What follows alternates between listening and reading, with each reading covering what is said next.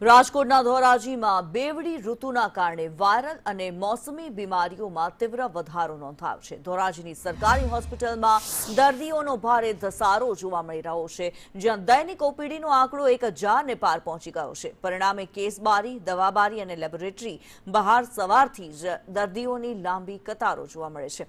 બદલાતા હવામાન અને દૂષિત પાણીને કારણે તાવ, શરદી, ઉધરસ અને ઝાડા ઉલટીના કેસો વધી ગયા છે। ગયા મહિને પણ હોસ્પિટલમાં 30,000થી વધુ દર્દીઓએ સારવાર લીધી હતી। જોકે દર્દીઓની ભારે ભીડ વચ્ચે ધોરાજી સરકારી હોસ્પિટલનું તંત્ર પૂરતો દવાનો જથ્થો અને તબીબોના કાફલા સાથે ખડે પગે સેવા આપી રહ્યું છે। હોસ્પિટલના અધિક્ષક ડોક્ટર જયેશભાઈ વસેટિયાને લોકોને ઉકાળેલું પાણી પીવા અને બહારનો ખોરાક ન ખાવા અપીલ કરી છે। ધોરાજીની લાસ્ટ મંથની ઓપીડી 30,248 છે। એવરેજ જોવા જઈએ તો અમારે 1000 ક્રોસ થઈ જાય છે।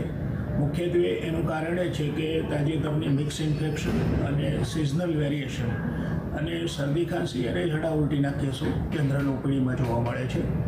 અમારી પાસે સરકારશ્રી તરફથી આપવામાં આવતી તમામ પ્રકારની દવાઓ ઉપલબ્ધ છે અને મેડિકલ ઓફિસરની તમામ જગ્યા ભરાયેલી છે અને 90% કન્સલ્ટન્ટ એમાં આંખની ઓપીડી, પીડિયાટ્રિક છે, સ્કિન છે, ઓર્થોપેડિક છે, ફિઝિશિયન છે, જનરલ સર્જન તમામ વ્યવસ્થિત સેવા આપતા હોવાથી લોકો બહુ સારી રીતે લાભ લઈ રહ્યા છે।